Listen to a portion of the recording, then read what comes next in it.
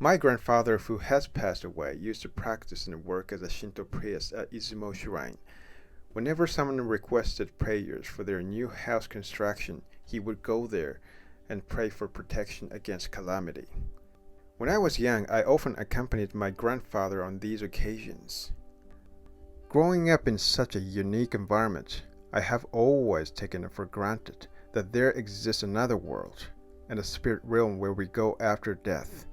This story revolves around my peculiar experience in another world which you may find hard to believe. In the spring of a year, I finally landed the job I had been dreaming of for a long time.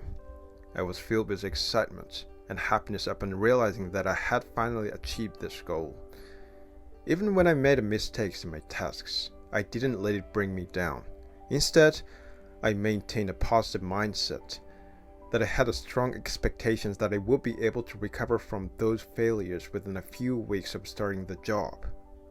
However, recently my spirit has been worn out as nothing seems to be going well with my work. I've been doing this job for several months now, but I've noticed that my abilities haven't improved as much as I had hoped.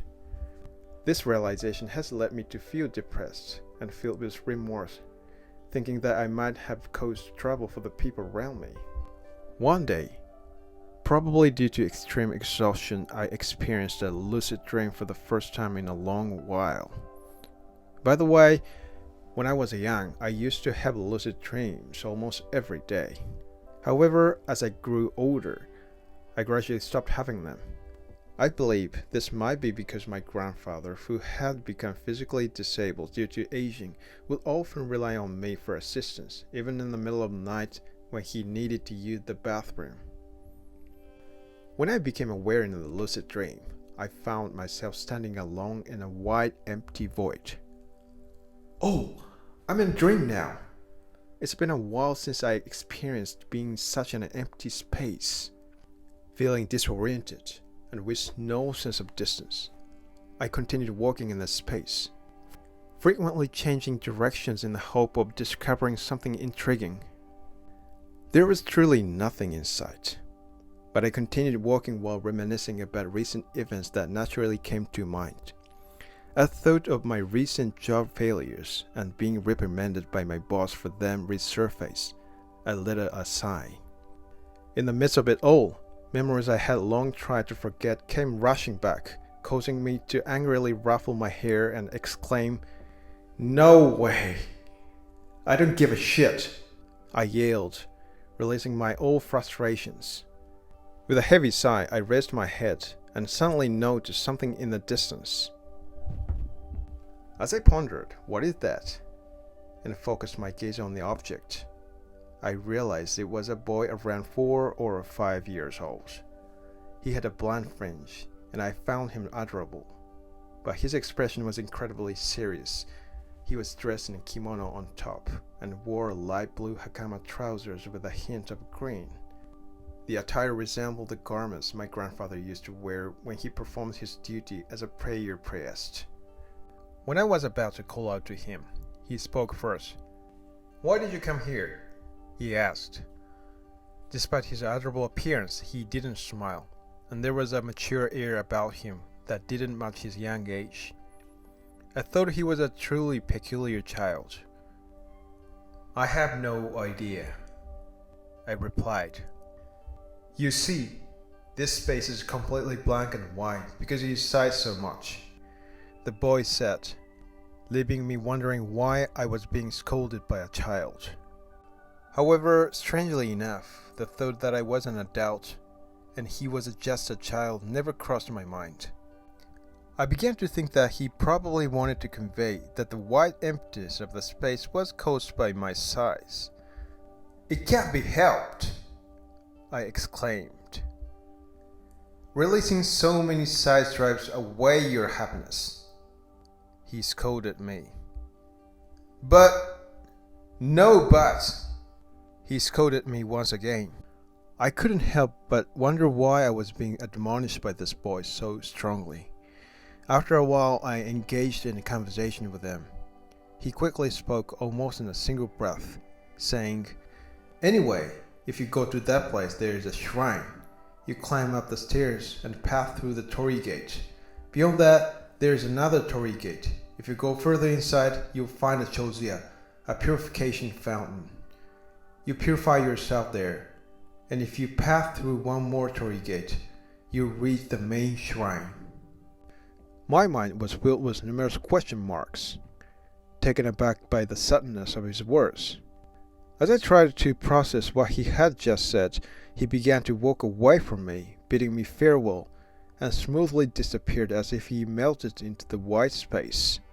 When I regained consciousness, I found myself lying on a bed, lost in my thoughts for a while, reflecting on the fact that I had just experienced a long and vivid lucid dream after a considerable time. Suddenly, anxiety flooded over me as I worried, do I have a shift today? Working in shifts often leaves me feeling uncertain about whether I have work on a particular day, as there are no fixed days off. In a rush, I ripped out of bed and quickly realized that the room I was in was unfamiliar to me. Confusion set in as I thought to myself, my room shouldn't be this clean and beautiful. The room I found myself in had a white theme with wooden furniture. It had a natural and calming atmosphere with a wooden frame placed around the bed that blended well with the overall ambience. The bed was covered with clean white sheets that were neatly spread out without a single wrinkle. This room was a stark contrast to my actual room, which was cluttered and filled with various items. It was clear that I was not in my room.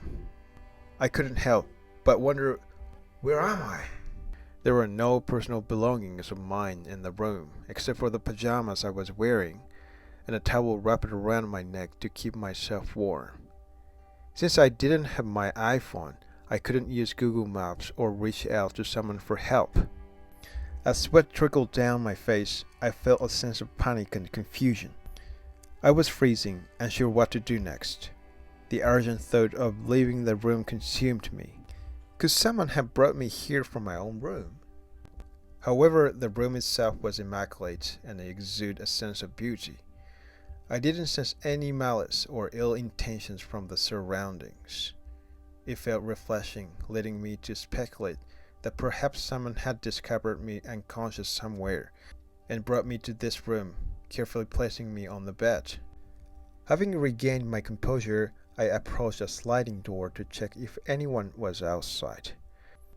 The frosted glass obstructed my view, so I pressed my ear against the door and slowly opened it, peering through the gap. As I opened the door, an astonishing scenery unfolded before my eyes, surpassing anything I had ever imagined. I fully opened the door at once, revealing the outside directly in front of me. My experience in another world began at this moment. I stayed in this world for approximately 3 days. The scene that caught my eyes upon opening the door was a picturesque Japanese countryside with a vast expanse of rice fields and other crops. The roads that ran between the fields were unpaved and rugged. In the distance, I could see a majestic mountain. Scattered here and there were houses that were completely different from the type of residences I was accustomed to. These houses had a distinct antique charm, reminiscent of rural areas in Japan. There were no concrete apartment buildings or modern houses to be found in this area. Sometimes during my work, I would drive through rural areas surrounded by mountains. In those moments, I would often ponder about how the people living in such regions obtain their daily necessities and food. The scene before me now resembled that very image. It felt as if I had stumbled upon a countryside in Japan where people sought refuge from the battlefield during wartime. None of what was happening to me at the moment made any sense, and I was filled with a deep sense of unease and confusion, because I woke up in a room that resembled an apartment. However, I had a lingering imagination that there was an additional room, perhaps a kitchen beyond the door. To my astonishment, when I slid open the door, I found myself stepping out directly into the Japanese countryside, witnessing a breathtaking view I had never seen before. Even more surprisingly, when I briefly stepped out of the room and became captivated by the breathtaking view of the Japanese countryside, I turned around only to find the room where I had been staying just moments before had disappeared. I began to entertain the unsettling thought that I might not be able to return home. It reminded me of the gadgets from the popular series Doraemon, such as the passbook and the time machine. In those stories, once someone enters a different place or time through these devices, they cannot return unless they go back through the same opening. However, in my situation, it felt as if the very entrance through which I arrived in this world had vanished without my knowledge, leaving me without a way to find my way back. When I turned around, I was met with the sight of a very old and abandoned house. The walls of the house had taken on an amber hue, suggesting that it had endured through many generations. The entrance of the house had a sliding door similar to the one I had opened from the inside. Without hesitation, I opened the door, revealing a room that perfectly matched the exterior of the house. It was completely different from the room I had occupied just minutes ago. In a hurried state, I hastily inspected the room, finding it empty except for myself. It gave off the distinct impression that nobody had lived in this house for an extended period.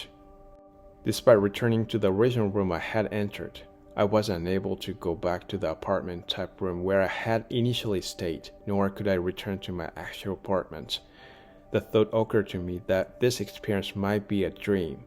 I made repeated attempts to wake myself up from what I believed to be a lucid dream, but my usual methods failed to have any effect.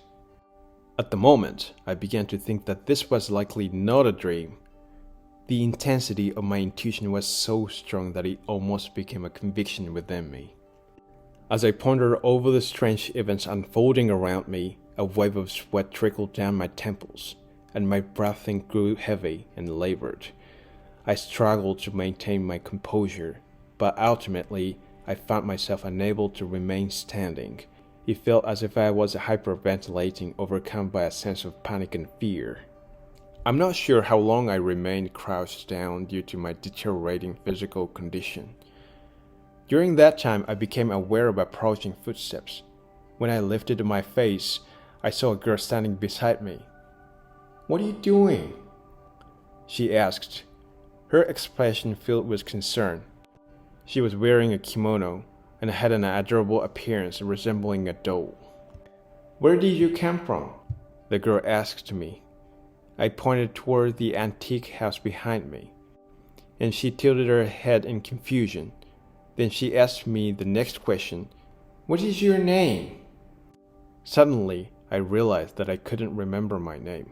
No matter how hard I tried, I couldn't pronounce my own name or recall it from my memory. As I struggled to remember my name, feeling increasingly confused, the girl gave me a suspicious look and called out loudly for her grandmother before running away from me. In that moment, I thought that someone was searching for me because of that girl. I felt a sense of panic, knowing that I couldn't remember my own name no matter how desperately I tried to recollect my memories. However, I realized it would be unwise for me to be found by adults in this situation, so I decided to run in the opposite direction from where the girl had fled. I couldn't make a decision on where to hide because I felt no matter where I chose, I would be easily discovered. The surroundings consisted mainly of a few scattered couches, vast fields, and only a handful of houses. Despite that, I hurriedly made my way up the mountain, where I believed I could find a perfect hiding spot that would be difficult for anyone to find. I was barefoot, and as I ran, I occasionally stepped on small stones, causing sharp pain with each misstep.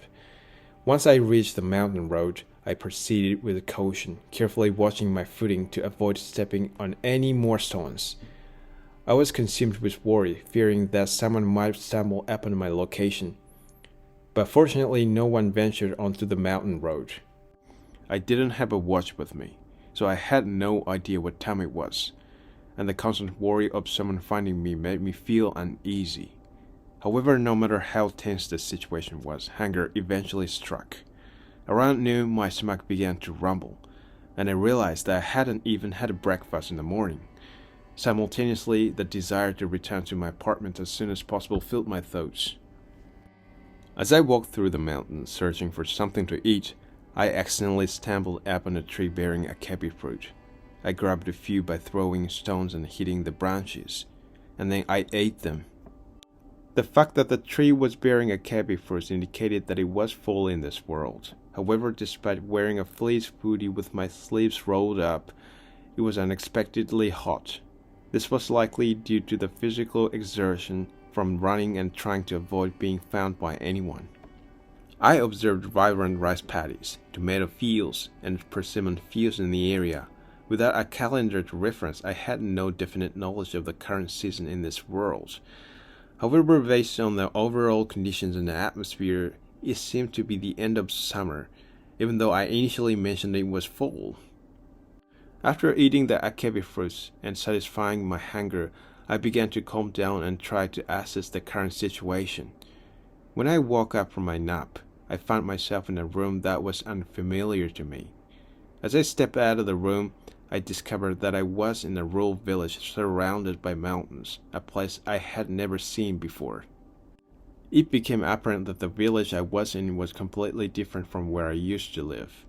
The atmosphere of the village, along with the girl I encountered upon leaving the room, gave me the impression that this world belonged to a bygone era, perhaps several generations ago. It seemed that this village, nestled deep in the mountains, was secluded and had a little interaction with other regions. While in my previous world it was winter, here it was either fall or the end of summer. As I recollected this fact, the memory of the boy from my lucid dream suddenly flashed in my mind. He had mentioned the shrine if I were to go in a certain direction. However, I had no clue which way he was referring to. I had no one to rely on. But I had a hunch that perhaps going to the shrine might offer some guidance or assistance from the higher power. If there was no guidance or assistance from a higher power, I believed that seeking help from a shrine priest might be a viable option. They could potentially provide guidance and take care of me in this unfamiliar world. With that in mind, I made the decision to climb up the mountain instead of aimlessly wandering around the village. I believed that by doing so, I would have a better chance of finding the shrine the boy had mentioned. As I stood in the open space on the mountains, I could see the valley was nestled amidst the mountains. A river meandered through the center of the valley, with houses scattered along its banks.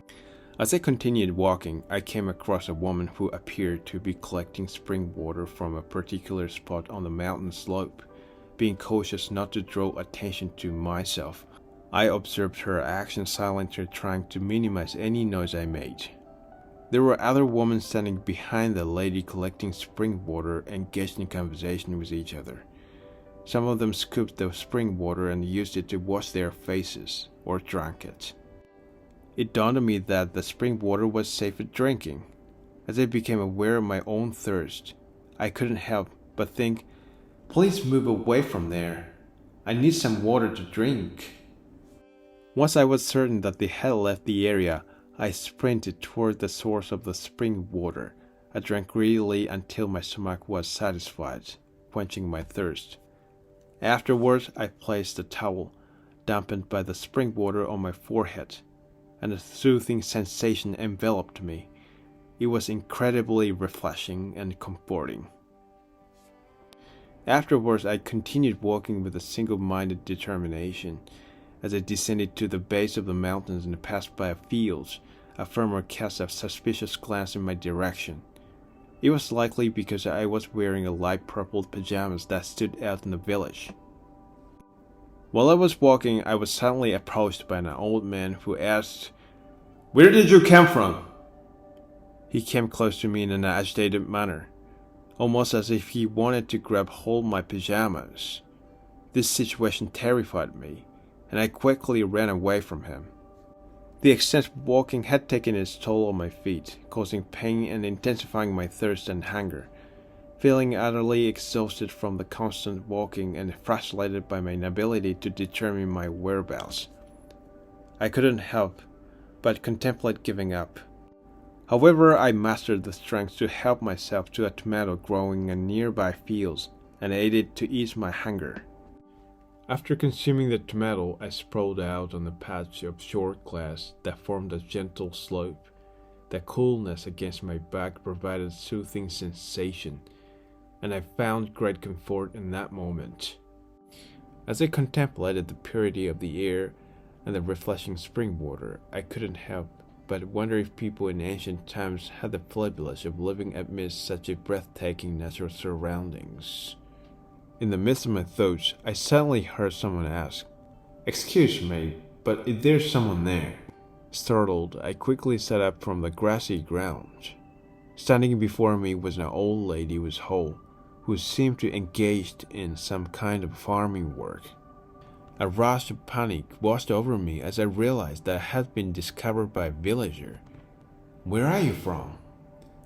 "You're not from here, are you?" the old lady inquired.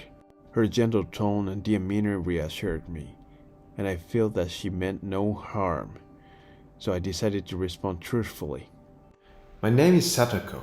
I come from Hakujo," I replied, even though I couldn't recall my real name or the actual location I was in. I simply fabricated a name and a place on the spot, pretending to be a traveler. The old lady appeared slightly puzzled, but she mentioned that she would consult her husband, and kindly invited me to their house. As we walked together, we encountered her husband stepping out of their house. I received a warm welcome and was invited inside. They graciously prepared tea for me and served traditional Japanese pickles, although I suspected that they might not fully believe my story, considering the fact that I was a woman wearing unusual pajamas and claiming to be a traveler. They attentively listened and nodded along to my words. I felt genuinely grateful for their understanding. Instead of delving deeper into my own situation, they opened up about their own personal tragedy. They shared with me the heartbreaking story of their daughter's untimely death when she was just a young child. They expressed the belief that if she had lived, she would have been older than me at that time. It was evident that they cherished the memory of their daughters dearly, yet they didn't possess any photographs of her. While we were conversing, the outside suddenly grew noisy, and I could hear hurried footsteps approaching the house. The old man instructed the old lady to take me to another room, and she guided me inside as if pushing me. Soon after, someone forcefully opened the entrance door, and a man entered the house calling out to someone. At the same time, I closed the Fusuma sliding door, although none of us responded. "What's going on?" The old man feigned ignorance as he replied to him. The man who had entered the house spoke earnestly, saying, "Listen, there's a suspicious woman I've never seen before wandering around the village since this morning. My granddaughter encountered her and found her behavior strange. I also saw her earlier. She was wearing a peculiar blue garment. Just be cautious." After a short while, the man left our house. The old man and the old lady realized that the man who had come to their house was talking about me. I thought they might capture me, but instead the old lady smiled and treated me with great kindness. She said, "You must have been frightened, right?" Their kindness touched me deeply, and tears welled up in my eyes. I wanted to apologize to them for hiding from the villager who was searching for me, but they reassured me, saying, "It's alright, you don't need to worry about anything. Just eat your dinner without any concerns, alright?" They served me a comforting bowl of brown rice porridge with pickles, baked small sweet fish, and ripe persimmon. It seemed that they were genuinely happy to have a woman who was like their own daughter back at home. They prepared a futon mattress for me to sleep on. The old lady kindly offered to wash the clothes I had been wearing, as they had become dirty from walking around the village all day. She lent me some of her own clothes temporarily. I expressed my heartfelt gratitude to the old couple for their kindness. I then confessed them, "I'm searching for a shrine." Upon hearing this, they informed me that there was indeed a shrine in the village. They offered to guide me there before the sunset. We made our way to the shrine together, but as I wandered around its grounds, I found no clue that could lead me back to my original world. I inquired if there was a large shrine with approximately 4 torii gates nearby. They appeared surprised and replied, "Yes, there's a shrine much in your description, but it's a bit far from here and walking there in the darkness wouldn't be safe." However, we promise to guide you to that place tomorrow.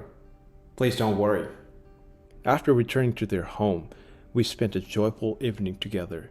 They even offered me a tour of their house, and they engaged in light-hearted conversation filled with laughter. As the evening progressed, they eventually insisted that I should go to bed as we needed to wake up early the next morning. Although there is no clock in this house, it didn't take long for the sun to set, and it felt like it was around 7 or 8 p.m. I struggled to fall asleep, but eventually drifted off without realizing it. I was abruptly awakened by the sound of someone moving nearby. As I opened my eyes, I hoped to find myself back in my own room, believing that everything I had experienced in this world was merely a dream. However, to my dismay, I found myself in the same room of the old couple's house. It dawned on me that the reality of living alone in my apartment was now a distant and abnormal memory, creating a sense of unease mixed with amusement. Tears welled up in my eyes as I contemplated the possibility of never returning to my original world. Despite already being awake, I crawled back into bed, seeking solace. The old lady's gentle voice interrupted my thoughts. "Hey, sweetie, it's time to wake up. Are you okay?" The old man chimed in. You're awake. We need to leave soon before the sun sets. Have your breakfast." At the moment, I couldn't help but think, but it's still dark outside. We sat down to eat breakfast, relying on the faint moonlight and the glow of the hearth. I found the miso soup and the pickles to be overly salty. We hastily finished our meal and dressed ourselves and prepared to depart from the house. However, as we stepped outside, darkness still enveloped the surroundings. I began to understand the reason behind the old couple's urgency to leave the house before daybreak. If we were spotted by villagers while walking together, it would be difficult to explain the situation and find convincing excuses to make them understand. They wanted to leave the village as quickly as possible before the villagers woke up and encountered us.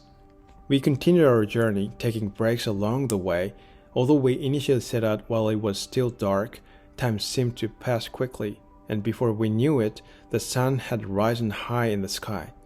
At that moment, my feet grew tired and heavy, and I doubted whether I could continue walking forward.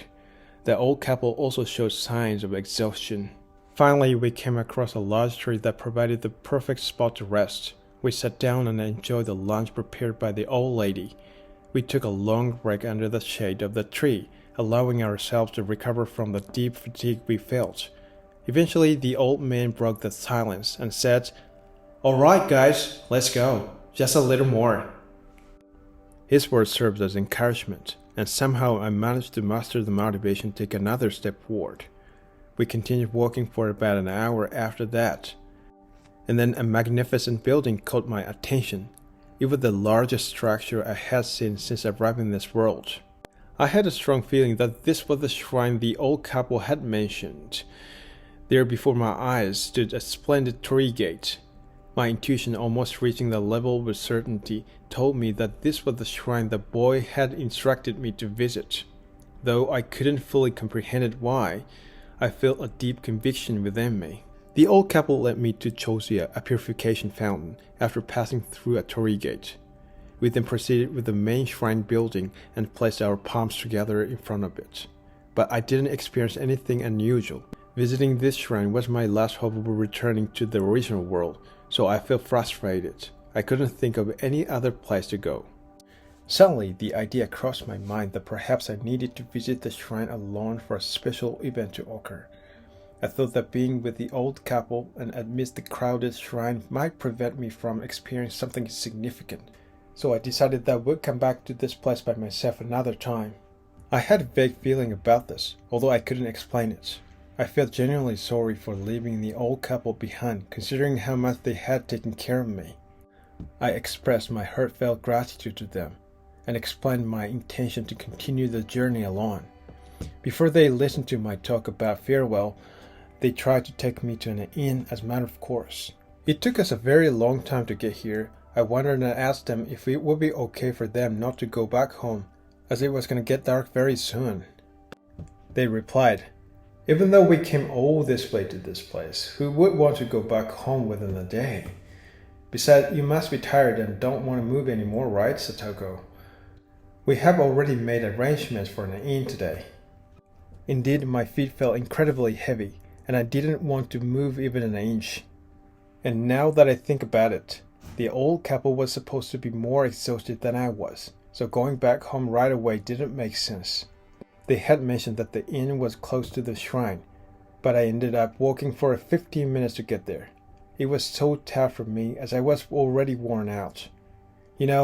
15 minutes away on foot is not considered soon.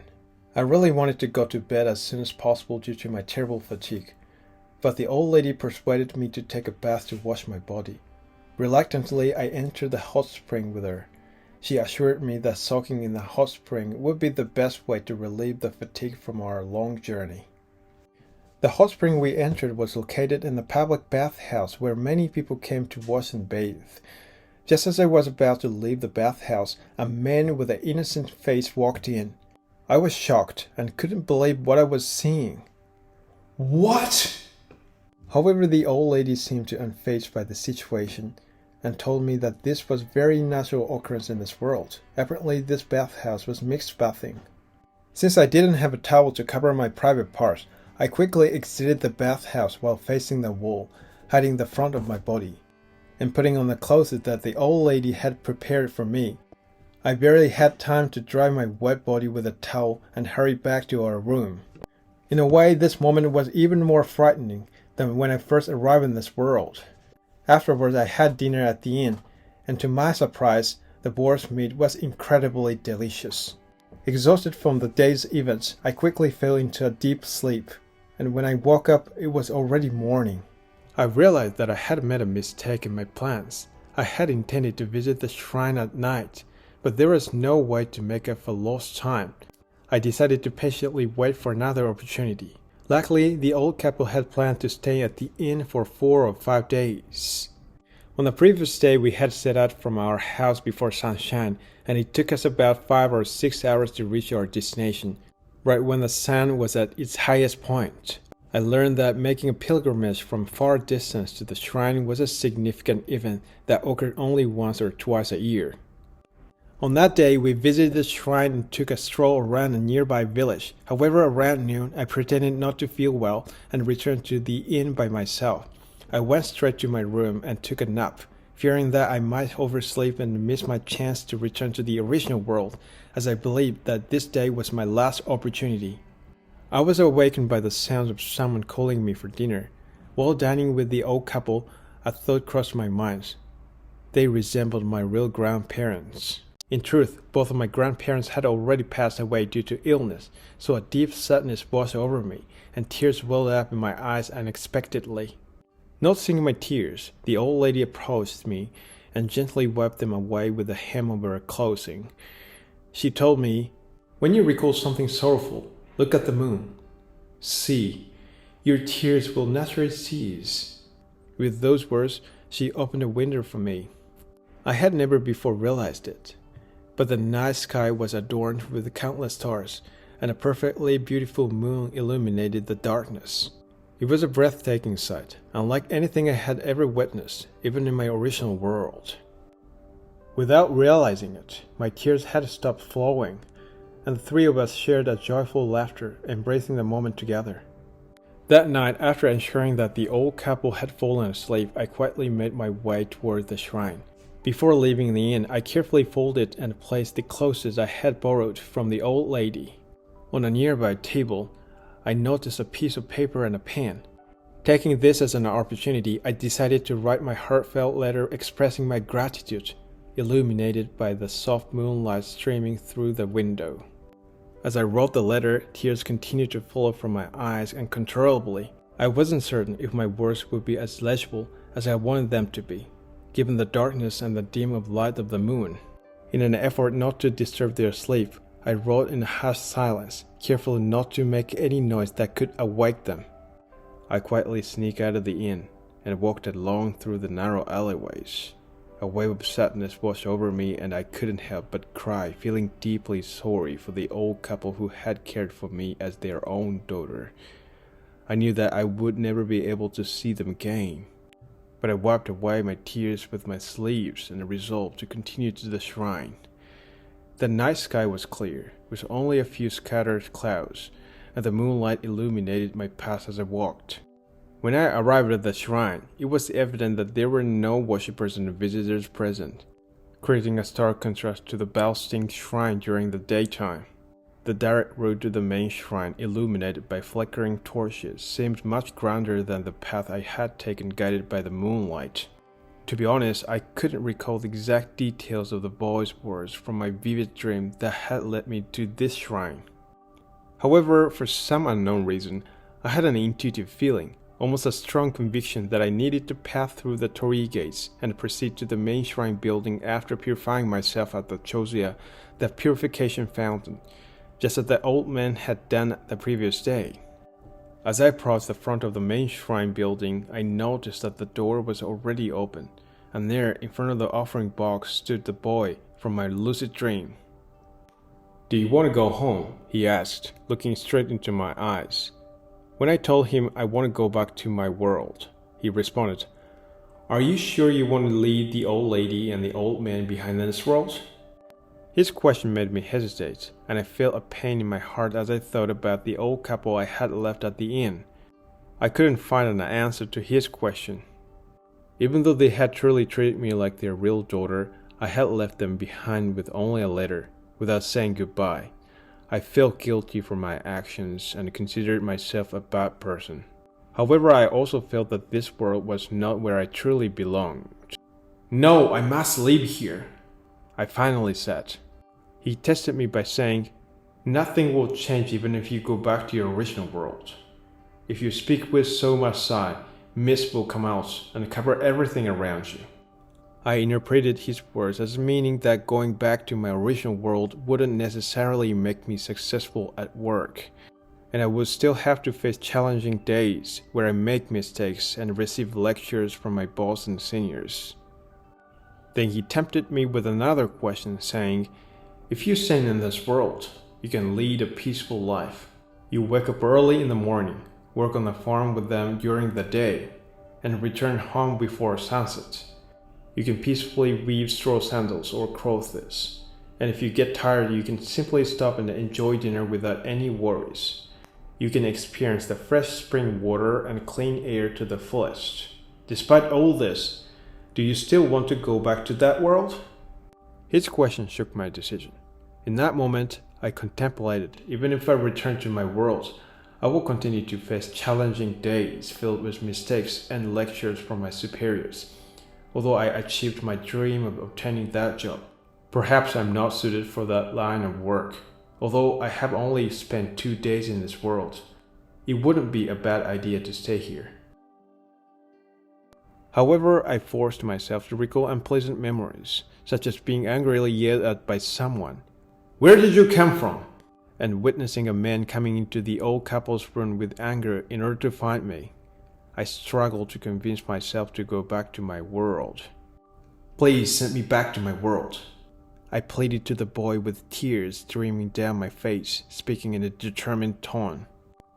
The boy responded, "If you get lost in the fog again, I won't be able to rescue you next time." He gestured for me to follow him, and I couldn't locate the stairs leading to the entrance of the main shrine building. So I somehow climbed up a porch that reached my chest, crossed over a wooden fence, and arrived at the front entrance of the main shrine. The interior of the main shrine was boarded up and astonishingly vast, resembling the size of a school gymnasium. The boy was already standing there, instructing me to take off my shoes and enter through the door. I took a deep breath and stepped inside. As the boy instructed, I removed my straw sandals and opened the sliding door. Inside, there was a room measuring 10 square meters where I had woken up the day before. I was taken aback by the sight, but when I turned around, the boy had vanished. Feeling sudden fatigue, I became sleepy and found myself lying on the bed in the room. I was incredibly exhausted at the moment. After waking up, I was unsure of how long I had slept, but I found myself in my own room. Confusion engulfed me, and I remained lost in thoughts for a while. I couldn't shake off the feeling that I had experienced an incredibly vivid dream. As a result, I decided to stay home for the entire day. That night, as I put on my pajamas after taking a shower, I made a startling discovery. There was something in my pocket. Something that emerged from my pocket was a small banknote. There was no evidence of anyone giving me the banknote. I recollected that I had been wearing these pajamas until I borrowed clothes from the old lady. Perhaps the old lady had already anticipated that I would depart from them in a few days. So she secretly placed the banknote in the pocket of my pajamas just in case I encountered any difficulties during my journey. When I opened the curtains of my room at night, I could see the moon outside. The moon I had seen in that other world was similar to this one. As I pondered this, tears naturally welled up in my eyes. I couldn't find the thousands of beautiful stars in the sky that I had seen in that world because the brightness here in this world was much greater. But all I could see was the moon in the sky. When thoughts of the old couple crossed my mind, I tried to keep my focus on the moon, as the old lady had advised, in an attempt to prevent tears from flowing. However, I couldn't stop the tears from overflowing one after another. I felt the old lady consoling me with a warm smile, saying something like, "You're still a crybaby." I wiped my tears away with my sleeves. As usual, my room was in disarray. There was a massive pile of work materials on my desk, and I couldn't see the end in sight for the tasks I was currently tackling. I hadn't come up with a groundbreaking idea that would enable me to finish my tasks more efficiently. Just as the boy had told me, things hadn't changed even though I had returned to my world. Despite all this, I had made the decision to come back to my world, determined to change myself in some way. I promised myself that I would become stronger and try to view everything in positive light. Even now, I continue to approach things with a positive mindset. Thank you very much for listening. With positive confidence, I can take small steps forward continuously.